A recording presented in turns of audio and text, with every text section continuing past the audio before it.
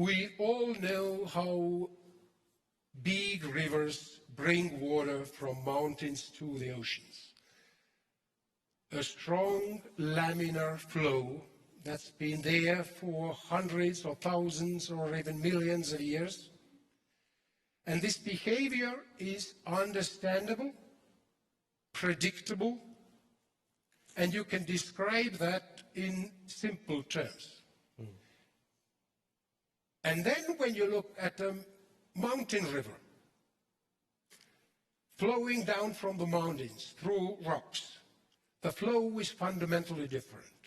It's turbulent instead of a laminar flow, which is predictable and understandable, describable in simple terms. We see a flow of water that is turbulent, it's unpredictable, it's every second it's different.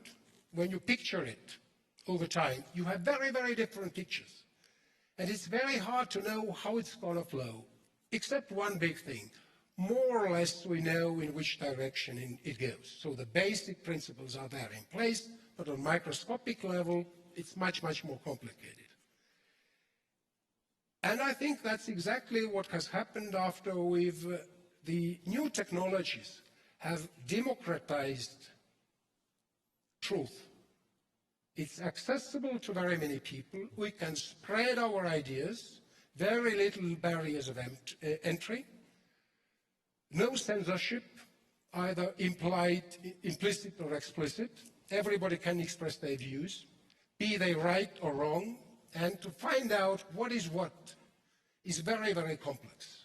Some ideas, right or wrong, even doesn't matter, can grow big, develop through a society and die after some time. Some of them may grow so big that it's very hard to fight them at all.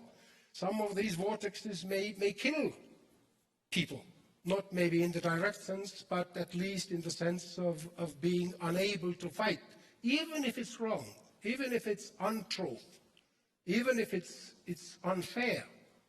But it's there, it's developing. Most probably it will die, since it's not founded on the basic principles of truth and facts, but it can live long enough to do a lot of harm. How to handle situations like that? And now if we put upon or at top of these developments the new deep learning, artificial intelligence technologies, are they helpful or do they pose a bigger threat? I personally believe that, like all technologies people have invented through the history of, I don't know, tens of thousands of years, all of them are neutral when we talk about them as technologies. It's about people, their values and beliefs that make these technologies useful or dangerous. And it's not about facts. It's not about formal decisions of right or wrong. It is much more about what we believe in, what our values are, and how we make use of those technologies. So basically, summarizing the idea is that we are living in extremely interesting times where old models of understanding what is right and what is wrong, what is true and what is false, are not directly applicable anymore. Working only in the space of black and white space of rights and wrongs is not very productive. We have to find ways that combine facts on one hand and values on the other hand, and we have to make wise use of the emerging technologies and be very, very sensitive and very, very careful not to cross the borderlines between good and evil. Good and evil is much more important than true or false. Thank you. That was my intro. Should I go on? Okay. Thank you very much, Jaak. That was a really wonderful, very stimulating introduction. And I wanted to thank you also for the kind invitation from TalTech to be here today and to interact with you and your colleagues later on in the next few days. I thought I would just cover 4 broad areas of both similarities and differences between what you said and where I think I would be coming from, as a policymaker, and particularly from Singapore, right? And where exactly I think some of the distinctions might lie. But I wanted to start with the similarities, because I think there are a great many similarities between what you talked about and certainly my own perspectives of how we deal with a world where the kind of turbulence that you described is there, and the kind of complexities of the information economy are actually starting to arise. And I wanted to start with your idea that we need to move beyond the classical military point of view, because this is something that we've been feeling for a very long time back home in Singapore as well. We've talked since we became a nation in 1965, we've talked about the concept of total defense, right? That defense is not just a military phenomenon, it also has civil aspects to it. So the defense against things like natural disasters, for instance. We've talked about the importance of social defense, which for us is key because we are a multi-religious, multicultural nation, made mostly of immigrants, actually, who came to Singapore in the 1800s searching for better lives. We've also got economic defense, because if you don't have resources to back a defense process, then the defense process is not particularly credible, right? And we've talked a lot about psychological defense. If people don't feel psychologically safe, then actually that becomes much more difficult to establish their overall security. And then over the last couple of years, we found that actually we need to start adding to these 5 things, right, in our total defense idea, because we found that digital defense is also increasingly necessary, right? Defense in the cyber realm, as you talked about, defense that takes place within the infrastructure of our information system, and not just assuming that everything needs to take place in a terrestrial kind of space. So what's been funny about this is the original 5, the logo fit on the shape of a hand, right? So it was really the 5 aspects of total defense, each captured in one of the fingers. But now that we've added a 6, we need to actually find a new logo, because 6 fingers won't really work anymore. So there's actually been a competition for a new logo that I think will be finalized towards the end of this year, and we'll hopefully be able to pick something from there. But I thought that was an interesting illustration of how both of us agree that we need to move beyond this very classical military view of defense and start seeing it as a much broader phenomenon. So that was my first broad point. The second thing that I thought would be useful to point out is the fact that I think both of us come from nations and backgrounds where we are acutely aware of the vulnerabilities that we face.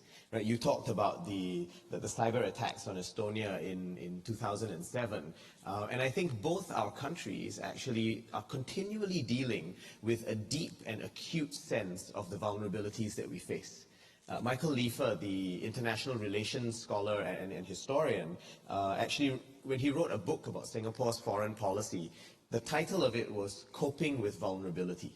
Right? The fact that a nation that is as small as us and is as continually open to the global economy is going to be regularly dealing with deep vulnerabilities, right? The vulnerabilities that come from a globalized system, as well as the vulnerabilities that come from our geographical location and the fact that we are multi-religious and multiracial, right? There are both internal and external vulnerabilities there.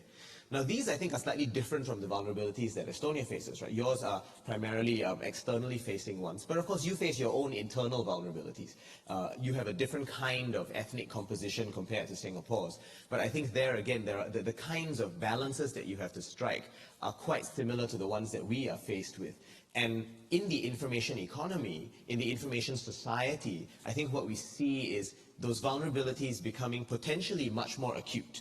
Right? Because information spreads so much faster, it spreads so much more at scale than it might have before.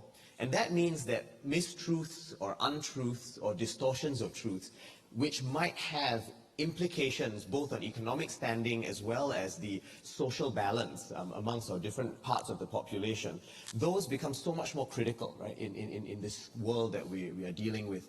And I think that kind of vulnerability, therefore, is for me the really fundamental issue that we're dealing with here.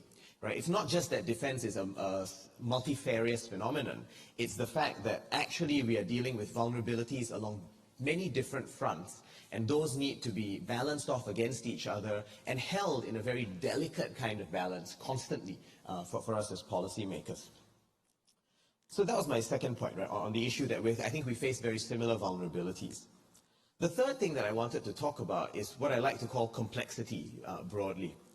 Because you mentioned, for instance, that formal scientific truth is much harder to pin down, right, these days than it used to be.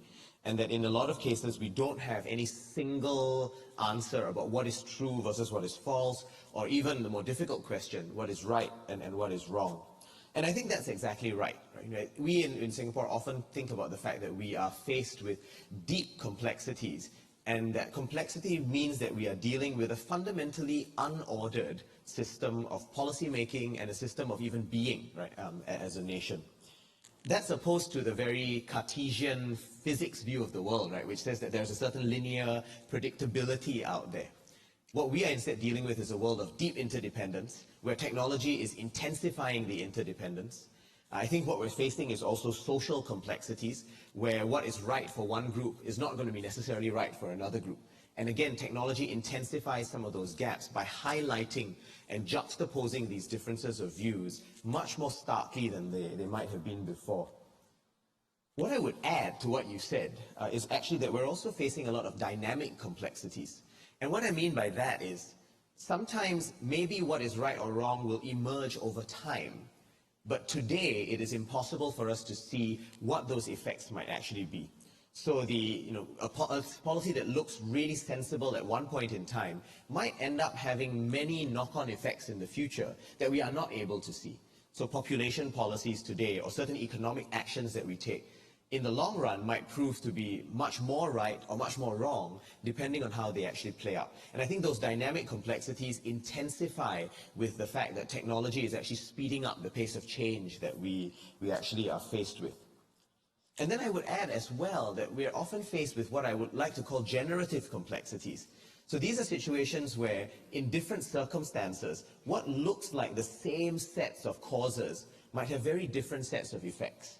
I think we saw some of this at work when we dealt, for instance, with the Arab Spring, right? When all of us, as observers of the phenomenon of the Arab Spring, we noticed that in certain cases there, where you had a certain type of political regime and certain economic circumstances, in some instances we saw the toppling of the old regimes, but in other instances we didn't, right? We actually saw the intensification of the old regimes. And I think that suggests to us that there is a generative quality to information, that in certain cases the information can generate outcomes, but in other cases where there are very subtle differences in the originating causes, we actually end up with very different sets of outcomes. And again, technology, I think, helps to intensify and render more acute some of these deep changes, right, and the deep potential for different equilibria, which might result from different sets of interdependencies that are out there. So these, I think, are where we're quite similar.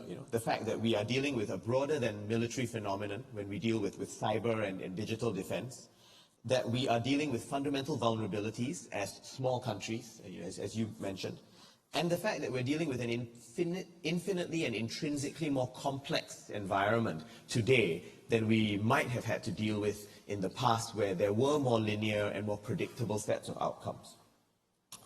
Where I think I disagree with you slightly is in what role science can play in all of this. Because you suggested that science does not have the answer for us here. And I think that is true if we think of science as producing a very fixed set of knowledge, right? A fixed body of knowledge on which we can base certain immutable conclusions. But I think that's only one way to view the scientific process. Because actually we can also think of science as a way of thinking, right? A method and a process rather than just a fixed set of conclusions. John Maynard Keynes actually talked about this when he referred to economics, actually, right? He said that economics is not a body of settled conclusions. What it is it's a way of thinking, right? A method of the mind. And if science is this method of the mind, then actually I think there are disciplines that we can use in dealing with this more complex space that the information society and information economy has put us into. The sociologist of science, Robert Merton, actually talks about this, right? He says that science is not a settled conclusion. It is a process of organized skepticism. And I quite like that idea, right? That science is about being organized and structured in how we ask our questions, but skeptical about what is true and what is not true, right? And organized skepticism, when put together, can, I think, help us deal with the kinds of technological complexities that are actually out there today. What this means is that technology can help us with, say, the more routine processes of data gathering, but we then have to bring our organized and skeptical minds as humans to the interpretation and the conclusions that we draw from that information. Singapore actually has a system that we call the Risk Assessment and Horizon Scanning System. It's a system that allows us to kind of send bots out into the internet and do fairly large-scale searches on issues that we are interested in, so that we bring information back to us. But that doesn't remove the human, right? What it does is it removes the repetitive and more routine nature of information gathering. It allows us to access far larger amounts of information than we would have been before. But then, the human analyst still needs to come in and say what kind of conclusions it wants to draw. Analyst still needs to draw connections and make the ability of the mind to exercise its power, right, in actually making certain conclusions about that collected information. And this means, I think, that as information spreads out more, we need to be able to use the fruits of science in technology to actually harness that information in a much more manageable and much more tractable way. I thought I would share one other instance where actually an organized skeptical approach actually allows us to deal with the vast amounts of information in a much more manageable sort of way. And this is something that a piece of legislation that we passed in Singapore earlier this year in May, and the legislation went into force actually just a couple of months ago in October. We call this the Protection Against Online Falsehoods and Manipulation Act, or POFMA for short, right? POFMA. And what this does is, if we find that there are indeed factual inaccuracies in news that has gone out, right, whether it's on social media or on things like WhatsApp or just basically on websites, the government can actually issue what we call a correction notice. And the correction notice does not remove the old information. So it's not a piece of censorship. It doesn't say, get rid of that old information. What it does is it requires the bearer of that information, so in some cases a website or a platform like Facebook, to actually just indicate that there is a question there about the facts, and that the actual facts, or the more correct version, can be found at another link, or actually maybe they can provide the facts in the correction notice that's put at the top of the old information. But that original information, that original post, actually continues to exist. And we find that that is actually quite useful, because rather than removing the information entirely, pointing out that there is this inaccuracy that has been identified on the basis of a larger access to technology or larger access to facts, that actually allows the ideas to contest themselves. And then an individual who's looking at both sets of information can make up their mind about what exactly is the most accurate information in their view, right? And to be able to make a discerning judgment, not just trusting one source, but looking at multiple sources and coming to a discerned conclusion where actually they can say, yes, I now have a more subtle idea about what exactly is going on. So we don't expect to use this legislation, all the time, but where it's necessary, we find that it is useful to have this option of ensuring that the correction gets put out into the ether, so that people actually have access to a range of information and can draw much more subtle conclusions on their own. So there, I think science actually gives us an answer, right? It's an answer of what exactly truth is like and where truth lies in a very complex space. But it's science that is an organized and skeptical approach, rather than science as a fixed set of conclusions, where I think I would agree with you. Actually, that kind of process doesn't actually work in a day and age where information is so much more voluminous and so much more fast in the velocity that it actually can take in how it spreads in the world. So those are where I think we can both agree and disagree. I think we agree that we're dealing with more broad phenomena than before. We agree that there are vulnerabilities out there, and we agree that the world is much more complex than before. And I think where we slightly disagree is in the kind of role that science can have, because my view is that science's organized skepticism can actually bring us to more subtle conclusions than we might have had in the first place. Well, thank you. I use this opportunity to pick up this last comment on where we may disagree to a certain extent. And I allow myself to be even a little bit more provocative than I was before. And I think we face a very, very fundamental conflict. Democracy on one hand and science on the other hand.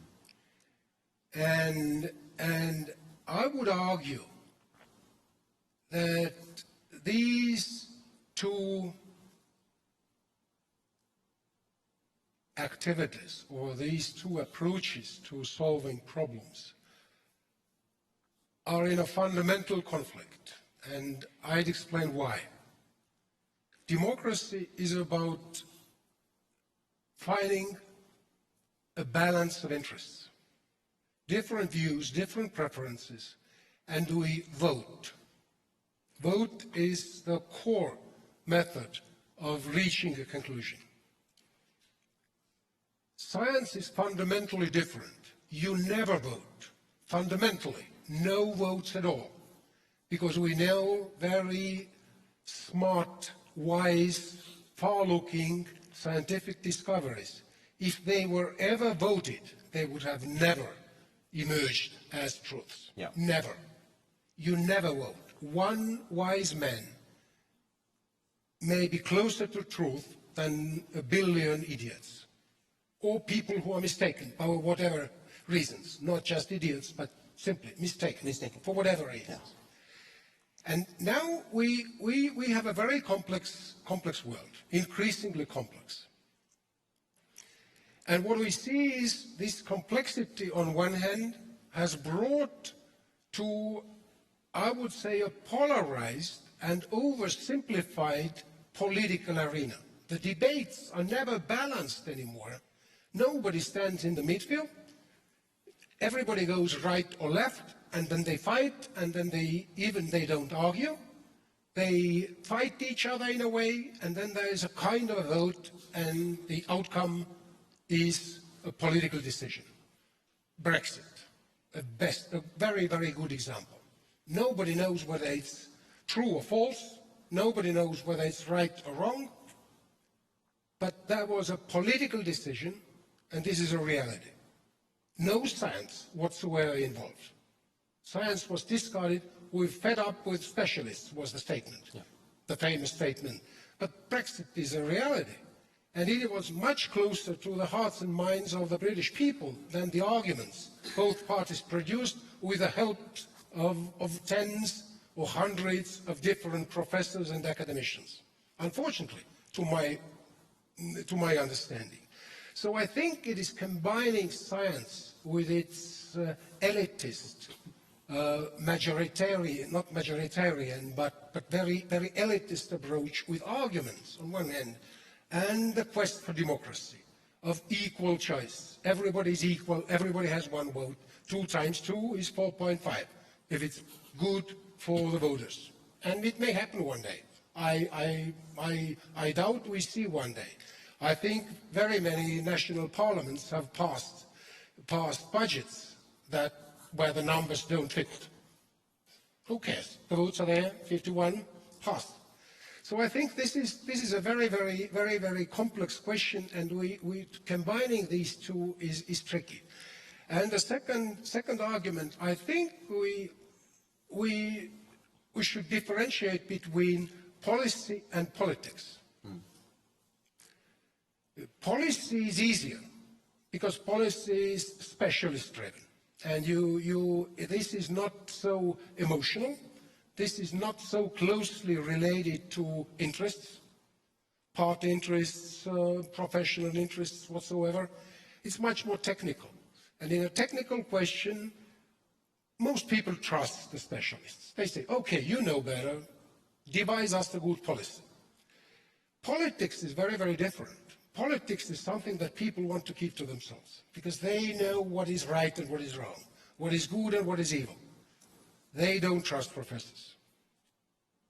Policy, yes. Politics, no.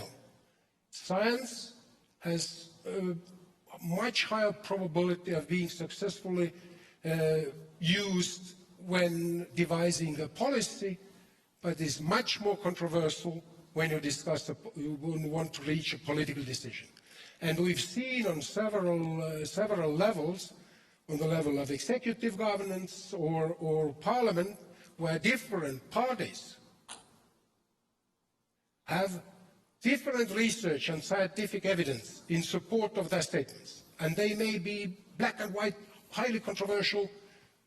One set of professors from one university say yes, and the other professors from another university say no, or vice versa. So I think we have to really understand and try to clarify where the limits, real methodological limits of scientific methodology lie. And there are limits, unfortunately. As a physicist, it's not very easy to accept, but what I see when people talk about real things, they talk from their hearts instead of their brains. Okay, great. Over to you. Thank you. Yeah, I think, again, there's a lot there that we can agree on. I have two thoughts in response to what you just said. The first is on this tension between democracy and science, right? And I think I would agree with you if we assume that voting is the only or even the key mechanism by which democratic voice gets expressed, right? Because as you described, if that is the core method of coming to a conclusion, then it is fundamentally a majority system, right? If enough people are wrong, then they become the majority. Whereas in science, as you said, truth is truth, right? And a person believing that the world is round and moves around the sun was at one point deemed to have been wrong, right? Because the majority view or the orthodox view was not that, but they were still right. And I think what's interesting here is to ask ourselves, what actually is the core of democracy? Must it be only this voting process, right? Or can we think of democracy as really about representing the voices of people? Now, voting is certainly one part of that. But actually, how often do any of us vote, right? We vote once every 4, 5, 6 years, depending on the electoral cycle in our country. If that is true, then are we only democratic once every 4, 5, or 6 years? Is there not something that is much more fundamental to the democratic process that we all take part in more frequently than that? And I'd like to think that there is, right? And I think there are two parts to this. One is that actually we voice our democratic expressions and our interests when we deliberate and are part of discussions about the decisions that matter to us. That means in Singapore, for instance, the space for someone to go speak to their member of parliament is just as important as the voting process. And of course, the voting process puts the member of parliament in place, but the ability to go and voice what they feel, right? We have weekly clinics, actually, where people can go and speak their mind to their elected representatives. It means that there need to be websites where people can give feedback on the services that they are receiving to their elected representatives and to the people who provide those services, right? Those of us who are involved in e-governance or digital governance initiatives, that's part of what we aim to do, right? We aim to enable the expression of that voice and feedback so that the services can get better along the way. And I think if we see discussion as an equal, if not more important component of the democratic process than voting, then actually there is less of a tension between science and democracy. Because discussion is exactly what drives and propels the scientific process as well, right? It is discussion that helps us to learn what is right and what is wrong. In the marketplace of ideas, a discussion is what helps us to see a superior idea and compare it to one that is inferior. And I think that for me is quite important, because if we think of that as part of democracy, right, then that voice, that democratic expression becomes a way of actually reinforcing science and strengthening it rather than separating the democratic process from the scientific one. And I do think this idea of discussion becomes quite key. This then links to your second point about policy and politics, because if we ask ourselves, what is it that people are so suspicious about these days? It's actually the fact that there are these large institutions out there making decisions in a black box over which citizens have very little awareness and control. And it is that, right, that uncertainty, that opaqueness of the process that people, I think, are fighting against. Because when I think back to what I've been studying in any large organized system, one of the insights that comes from organizational development is people buy into what they help create. If you are involved in creating something, you're much more likely to feel invested in that whole process. And so I think what people are pushing against here is not just policy versus politics, it's that what they are involved in, what they are involved in discussing, what they are involved in deliberating, citizens are much more likely to feel invested in. And what they are not involved in, right, large, dark, and opaque processes in big firms or big government, that is what people, I think, are pushing back against.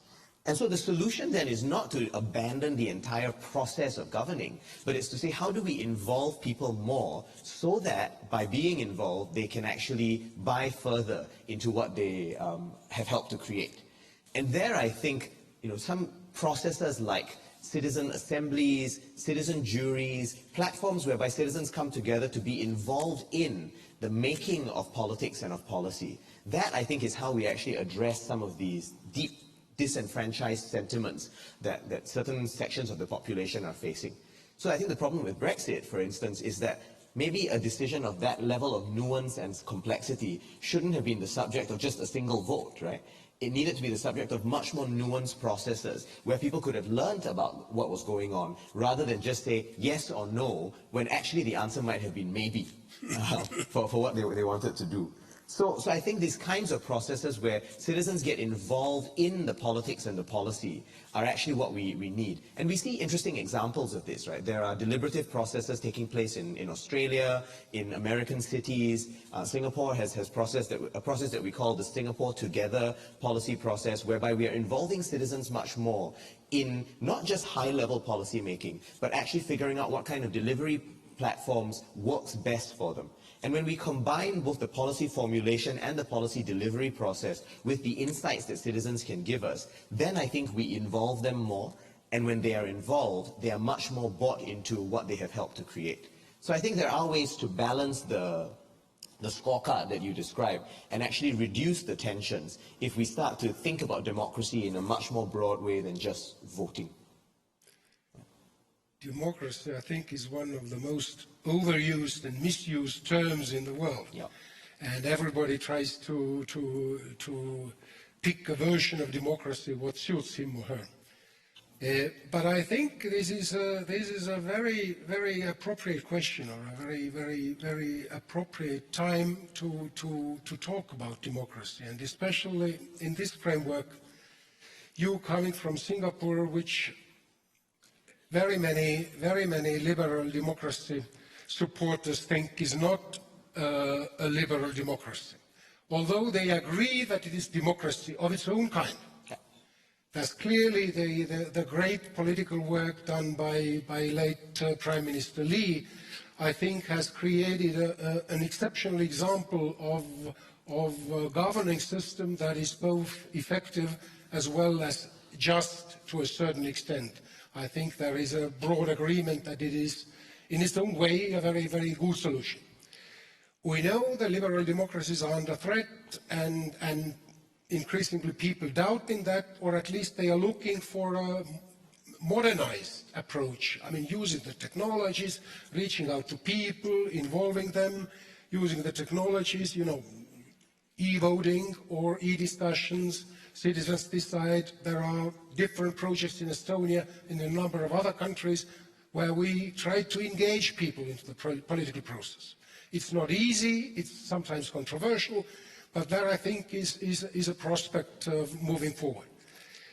But the big challenge, I think, comes from countries. The best examples most probably are Russia, Turkey now, and China for different reasons, which also believe that they have a kind of democracy. And frankly speaking, there is no scientific evidence or scientific proof which of these three, Western liberal democracy, then authoritarian version in these three countries, or a combined version of Singapore and some other small states, is going to win in the long run. We really don't know. There is no kind of proof. But what I think is worthwhile to discuss is that if we want to move towards an enlightened democracy, like the enlightened monarchy, the same aspiration, monarchy is maybe good, provided it's enlightened. But maybe modern technologies, AI and all what we've got, helps us to develop a model of democracy which is really takes the good parts of both Singaporean experience and the liberal democracy experience, and with the use of the technologies, breaks even between scientific evidence and political interest. That might be a way forward. Yeah, no, I think I would very much agree with that. Certainly the idea that there is a democracy of its own kind at work in multiple parts of the world, I think that's really important, because to assume that there is a single model of liberal democracy that is always and everywhere applicable to all situations, I think is an exercise in both arrogance as well as futility, right? Because no single models work in multiple cultures. We need to find ways to localize the practice of democracy in different settings. And Singapore is one example, as you talked about, but I would push that even further and say, India is one of the most democratic countries in the world, and the forms in which they practice democracy are not the same as what happens in the UK or in Canada or in the US, right? But the systems of local discussions, right, the city councils, the townships, or what they call the panchayats in Indian cities, right? These deep deliberative processes of people coming together and making decisions about what affects their lives, not just some broad abstract policy, but what affects them in the daily realities that they live. That, I think, is actually quite powerful.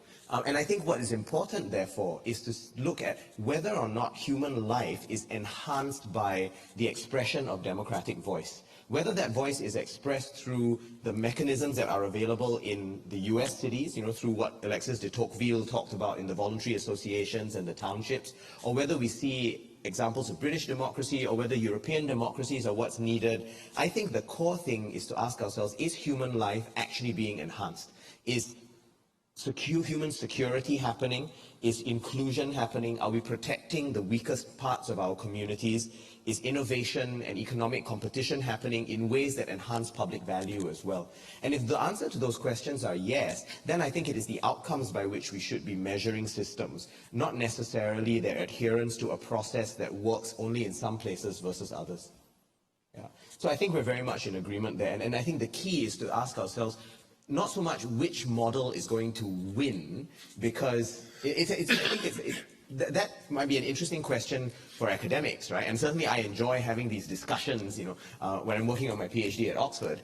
But when it comes to the question of governing, I think one really critical question is, well, what actually is going to work, right, in different settings and in different systems? And I think it's important for us to be methodologically and ideologically quite pluralist in our approach, and to be able to take ideas from multiple places and be able to use them in ways that can be applied to different settings.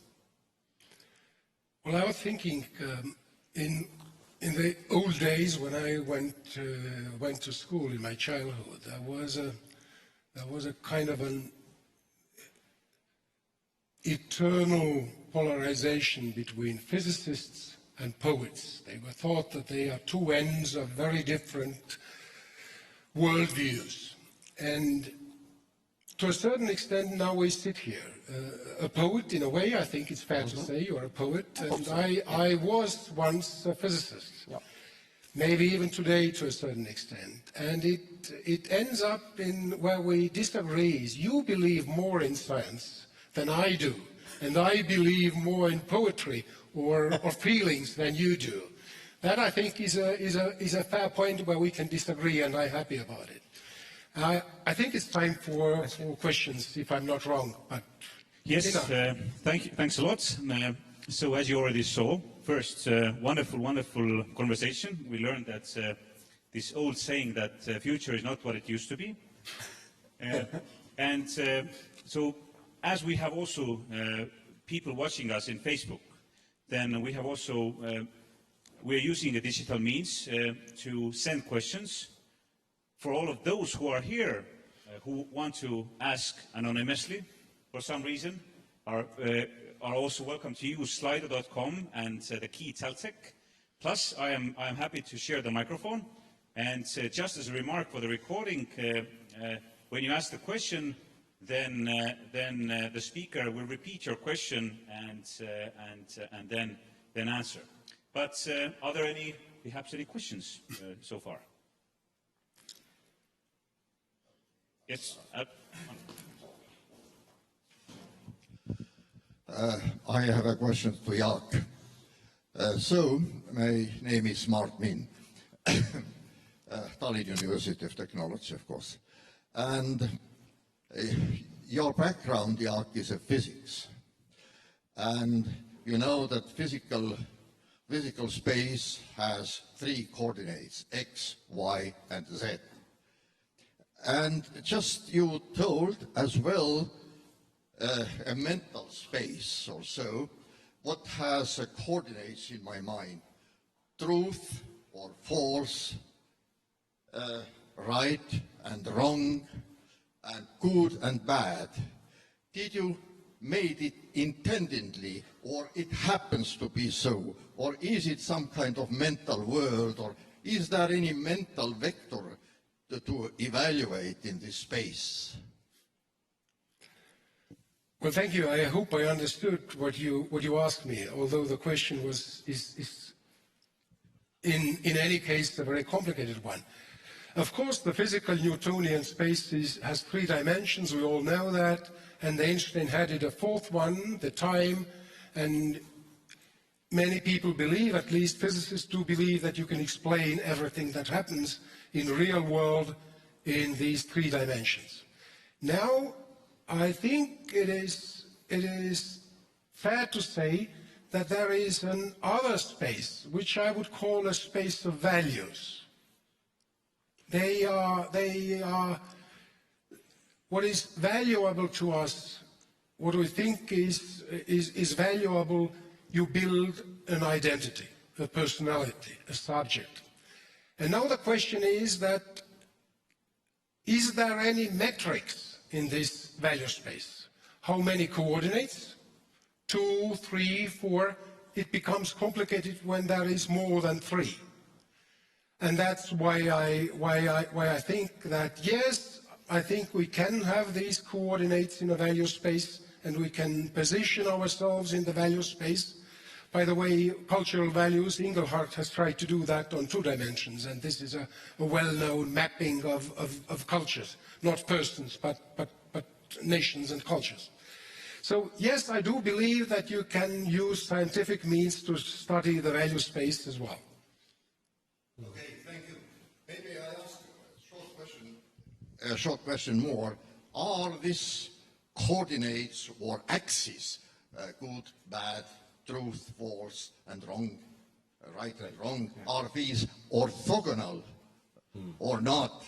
Are these independent coordinates or dependable coordinates, depending on each other?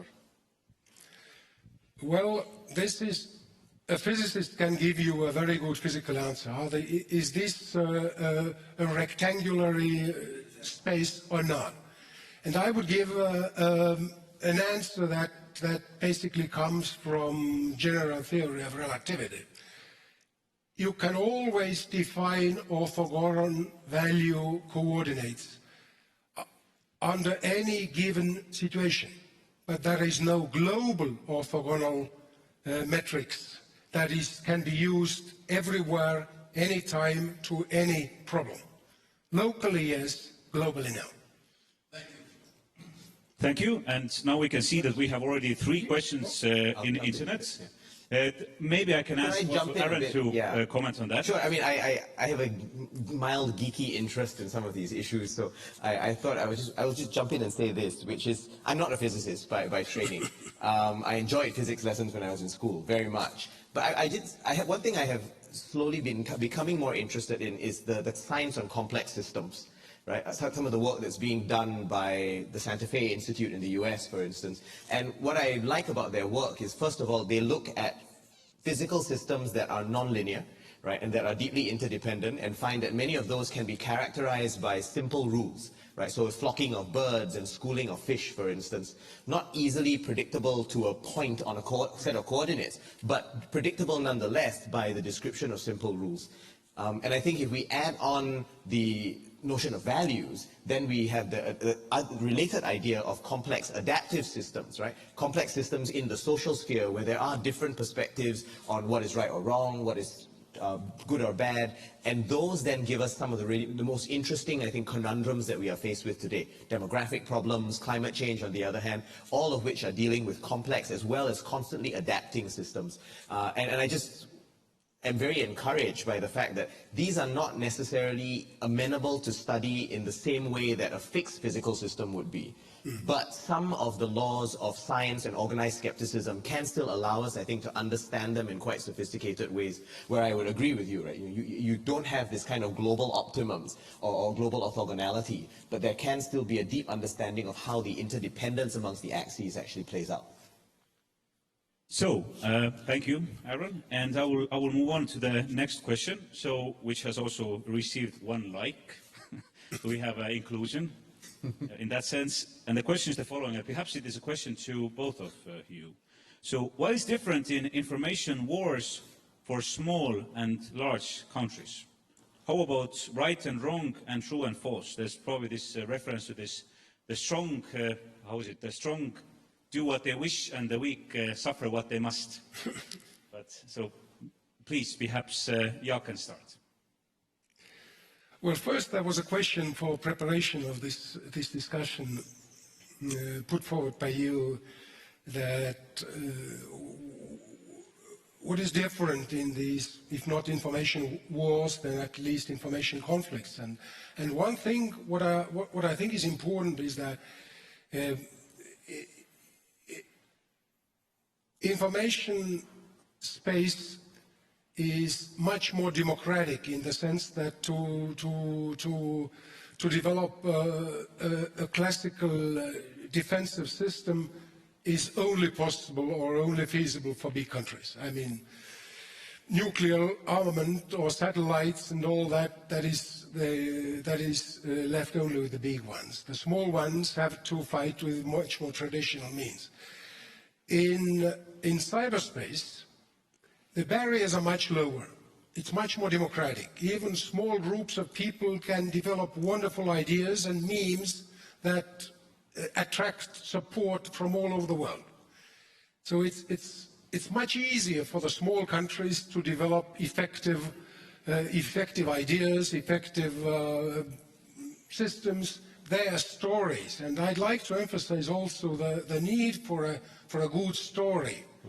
Facts, necessary but not sufficient. A good story. Who I am, what I want to achieve, what are my aspirations, finding friends, telling your story is possible also for small countries, equally with the big ones. Where, of course, we are not as good, maybe the small countries, and where it is tricky to use to work on massive data, to collect massive data, analyze that, and by the use of these data on one hand and information technologies to influence other players. And that is clearly, big countries can do that, and they are working on that maybe more efficiently than we'd like to know. So, I want to pick up your idea of story, right, and kind of build from there, because I agree very much that kind of grand narrative is key. And it made me think about the fact that all countries, large, small, all organizations actually have a grand strategy of some kind. Right? Some articulate it better than others, but they all have them. Right? There's somewhere they want to go, and then they have an ability or not to marshal resources in getting towards that overall vision. And I think what the information age does is it makes that process of formulating and implementing a grand strategy a little bit more difficult, but there are also some opportunities in it. The difficulties come from the fact that the grand strategy has to adapt a lot more quickly, right? Because reality changes, and that means that on the ground, the strategy is going to have to be constantly evolutionary. It cannot be fixed in stone as it was, say, 10 or 20 years ago, right? That constant adaptation, I think, is important, which means that there needs to be a certain agility in how the grand strategy evolves. Now, this means that for small states especially, there is both a risk and an opportunity. The risk is that they will have to constantly be pedaling furiously on some kind of bicycle, right? Or constantly on this treadmill of evolving their grand strategies, because the world around them is going to be changing at this ruthless and relentless pace. But what's interesting is that small states can actually also change tack really quickly. One of the big descriptions that people have used of Singapore, which I think applies to Estonia as well, right, is we are not a super tanker, right? We are a speedboat. Super tankers take a really long time to change course. Speedboats can change course almost immediately, which means that if circumstances change, we are able to adapt much more quickly. So I think there is an opportunity in that for small states. I wanted to point out one other quick thing about what information does, which is that I think, and this is also an opportunity, the idea here is that all organizations have some inherent biases and limitations.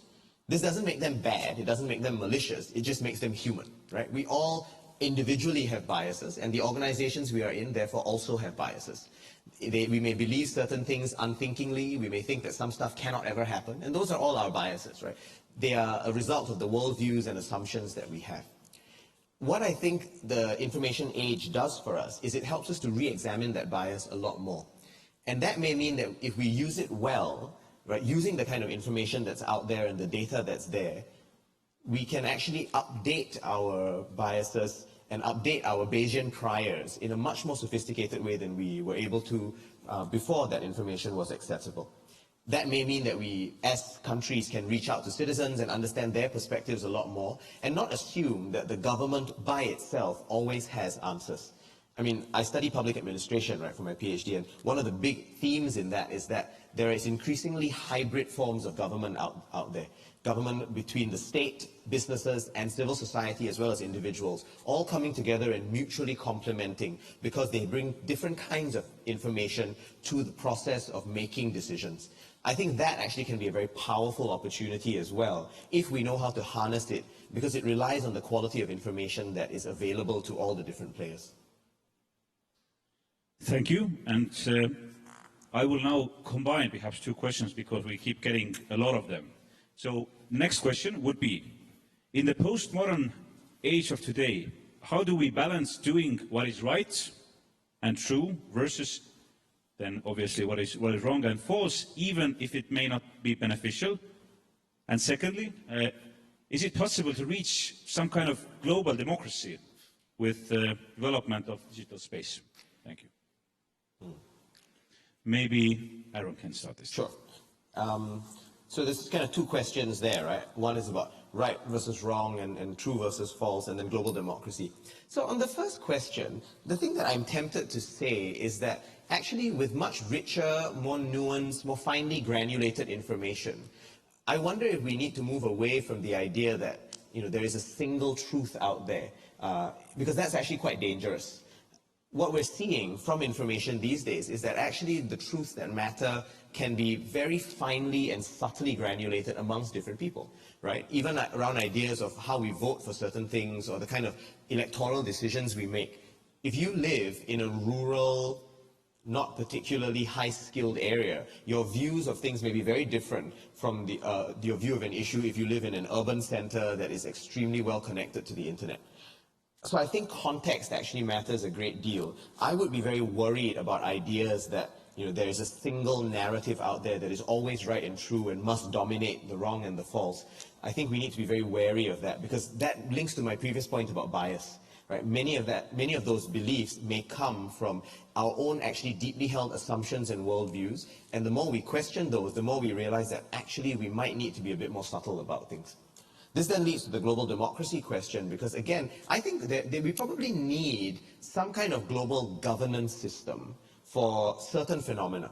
I do think the transboundary phenomena out there, like climate change, like the governance of the internet as a worldwide phenomenon, those I think require some semblance of structure that are global. Whether that is a global democratic structure, I'm less sure about, because I wonder if some of that governance might actually come better from systems that emphasize outcomes. Right? The fact that we are focused here on reducing carbon emissions in the case of climate change, or having public value creation come out from the governance of the internet. I think what we should be doing there is making sure that the globalized nature of the challenges at hand are actually dealt with, and whether that is done by a mostly command structure or a democratic structure or a hybrid of the two, right? A kind of polycentric system. That I think might be a much more sophisticated way to approach these problems than to assume that a democratic system, especially one that is defined only by voting, as we talked about earlier, that might actually be a lot more dangerous than we allow for. And Jaak? Well, first, I pick up the question about values on one hand and then truth on the other, if I understood properly.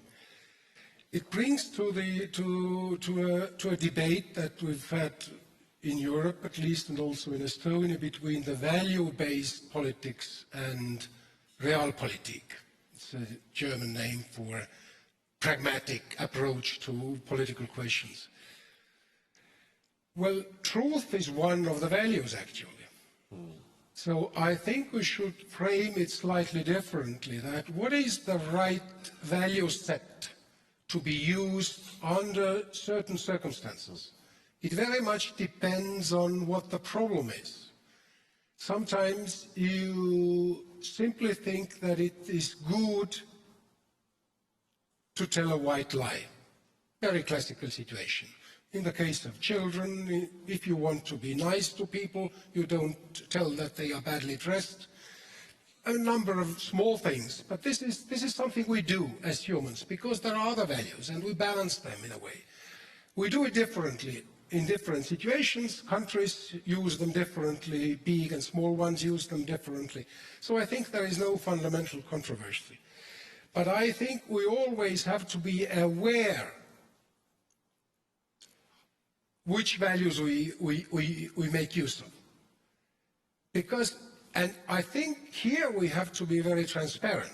We say we do this because of other values. That is a balanced solution. And those who look at our decisions have to understand why we've decided like that. We should be transparent in the set of values. And this is not necessarily the monopoly of truth as the ultimate value. As for global democracy, I think it is the biggest global challenge. In a way, it's a bigger challenge than climate change. We all witnessed a disagreement concerning climate talks. And this was a value conflict, and this was a historic conflict. It was not about technicalities. It was even not that much about money. It was about what is fair historically and what is not fair. And unless we have a procedure, a political procedure of reaching a solution sooner or later, better sooner than later, then that basically means a global framework of solving problems. Even if it's very specific, the climate change problem, we have to work hardly before we can start solving climate change problems. We have to work much harder on reaching modus operandi, how to solve these climate change problems. Otherwise, we start fighting each other and things get worse, not better. Aaron, do you want to comment on that? Well, I was just thinking, I guess, to build on your idea there. I agree that the procedure matters, but what would the procedure look like, say, to deal with climate change? I think we definitely both agree that different problems will require different sets of procedures, right? We can't have a single totalizing narrative that works in every instance. I mean, I suspect it is human to look for that kind of silver bullet, but it probably won't work in reality. But in the case of climate change, what is that procedure? Is it one where you kind of think about, simple majoritarian voting. Will that lead us to the right answer? Probably not, right? Which is why I worry about the democratic procedure there. I think actually what we need in climate change is a common understanding of what exactly the problem is. And then, even if there is differentiated responsibility amongst different states, we actually need all the parties to come together and say, here are the contributions that we can make. And one other problem with a purely democratic system when you're dealing with climate change is democracy assumes that political actors are the most relevant ones. But in the case of climate change, actually cities, businesses, individual citizens and their consumption habits have just as much of a role to play as political decisions at the governing public sector sort of level. So I don't know if it is really a democratic solution in that case. And I'm using the word democracy here in a kind of broad sense, right? What I think we actually need is clearly a global phenomenon, but the procedures need to be much more encompassing than traditional democratic ones would allow. Thank you. And I will, again, for the sake of time, I will combine two questions. First, for millions of people, the right or wrong is predetermined by religious dogmas. What role has religion to play in 50 years' future? And second question, for the following decades, do you expect things to get worse before they get better? And this time, perhaps, Jaak can open.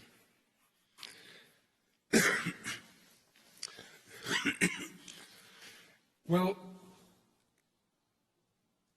religion, I think, has had and still has a very, very important, and I would say by and large, a positive role in human development. It has been one of the most effective means of stabilizing societies. Not that everybody fights everybody, but there is a framework, a mental value framework that stabilizes the society. And what we've seen, I think, especially in those parts of the world who've been fighting religion for whatever other ideological or religious reasons, when you eradicate religion, the monotheistic classical religions, what you usually end up is not a scientifically based civil society based on scientific method, but you rather end up in people starting to believe in different things in a totally unorganized way, and that may create instability instead of rising to a higher level of understanding the world, not through the religion, but through scientific inquiry. So I think that religion is important, has been important, and still is important. And if we want to replace it, then I would advise something that may be called a scientific religion, the true belief that human beings can come ever closer to facts and reality, can explain and find solutions by that inquiry. So that, I think, is my answer concerning to the role of religion. And the second question, the second question was that, considering for the following decades, do you personally expect things to get worse before they get better? Of course. I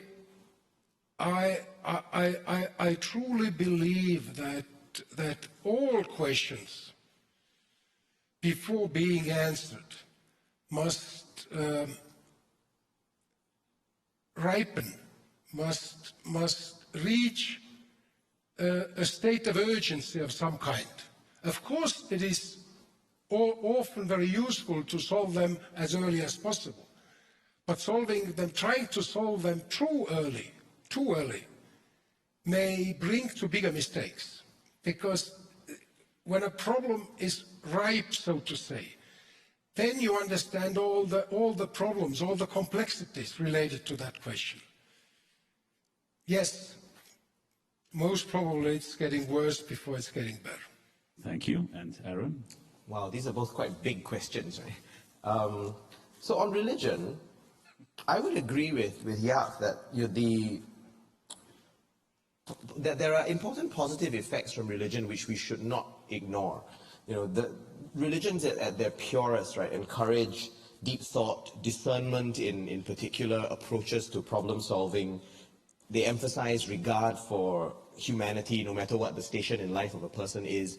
All religions, I suspect, at some point promulgate the idea of love, all of which are really important for policy decision making. And I don't think we want to lose that richness, right, that comes from a religious or spiritual approach to things. But the fact is, there are, of course, going to be differences amongst religions, right? Some quite fundamental differences that are really part of what political theorists would call competing conceptions of the good, right? There are just going to be a different view of how exactly a Muslim life versus a Christian life or a Buddhist life is lived. There will be lots of similarities, but some of their fundamental doctrinal differences are going to continue, right? I mean, you either believe that when you die you go to heaven, or you believe that you're reincarnated. It's very hard to have both of those things happen in the same world, even a quantum world, right? It's a bit difficult to get that. So those are, I think, irreconcilable differences. So that is where I think the notion of state neutrality becomes important, right? That we need to make sure that religion has a role to play where it is relevant and useful in creating value in public life.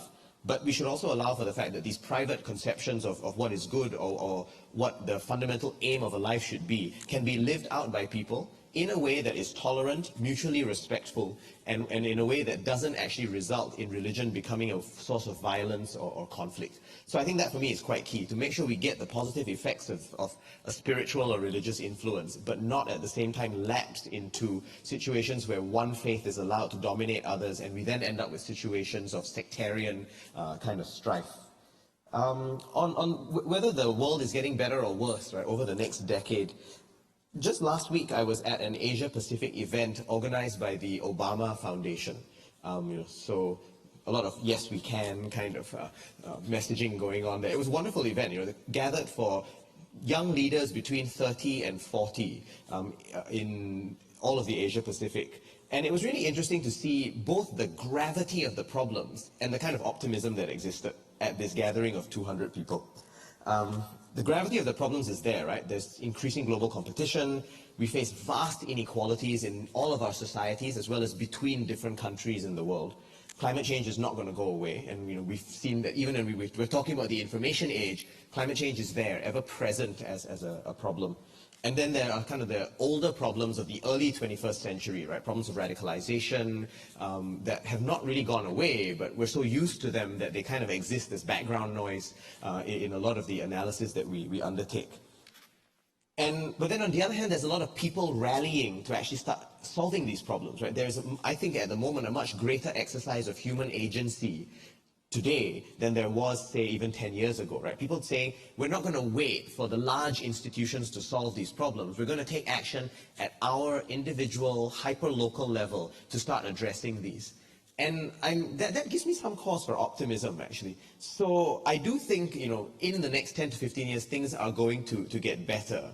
I'm not sure, actually, whether they need to get worse or not, because I think we're in a situation where they've got so bad that actually there's been a lot of rallying already and the starting of exercising agency by a good number of parties. Thank you. And as we are really, time is pressing, we have time just for one last question. And again, perhaps for both of you. And the question will be, maybe I can rephrase it a bit, considering the topic today. So if you think about the title, and if you think about students who just enter university, what do you think, what kind of topics should schools or universities add to their curricula? And perhaps Jaak can open. Or Maniam. I can jump in on this. See, I believe very fundamentally in the importance of multidisciplinary or even transdisciplinary work, because so many of the problems that we just described, right, global inequality, competition, climate change, radicalization, those are not problems of single disciplinary silos. Even my own PhD has microeconomic roots, but it's fundamentally a political science piece of work with some amount of behavioral psychology involved in it. So I think we can't run away from the fact that we need these multiple disciplines. So I think the sooner universities especially start to emphasize that kind of multi and transdisciplinary work, the better off we will be. And not just in a way that pays lip service, right? Not just a way that says, oh, please do this multidisciplinary course, but this counts as both a physics and a maths course. I mean, like, okay, but that's not going to get us very far. So I think we need to find more ways, maybe as soon as within the first or second year of a university education, where students are encouraged to find the connections amongst their fields and to start actually dealing with problems from a multidisciplinary perspective.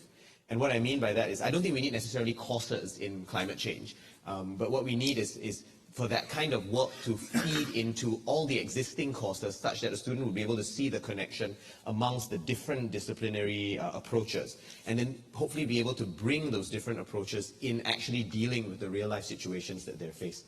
So more multidisciplinary earlier on. Okay, and yeah. Well, multidisciplinarity or transdisciplinarity is clearly something that is a must. I think very few problems, if at all, nowadays, real problems, can be addressed within the limits of a certain academic discipline. These are simple problems. Real problems are so complex you can't solve them. But I think there are a few courses that might be useful conceptually, especially for people, not really, even it doesn't matter, be it then science or social sciences or humanities side. One of them is game theory. Game theory is in a way a very different discipline compared to other natural sciences or math disciplines, in the sense that it includes a competitor or an unpredictable external source of interest. And this is to understand conflicts. It's so important to understand that conflicts in a way are fundamentally different from classical natural sciences, fundamentally. And very many people, I think, haven't got an idea to what extent this is different. And second is complex systems. Complex systems that and non-linearities among them. From our daily practice, we tend to think linearly. It's the easiest approach. It's intuitive. It's even not an educational attitude. It's in our genes. We think that everything is proportional, but most things are not proportional. Most things are non-linear. And to understand that this is also fundamentally different is very, very important. And that basically is the way where you mix things. Good beyond certain limits becomes bad. Because if it's linear, more of the same is better if it's good. That's right. But it's not true. Linear, yeah. Real life is not true. Too much good thing is bad thing. And it happens very often.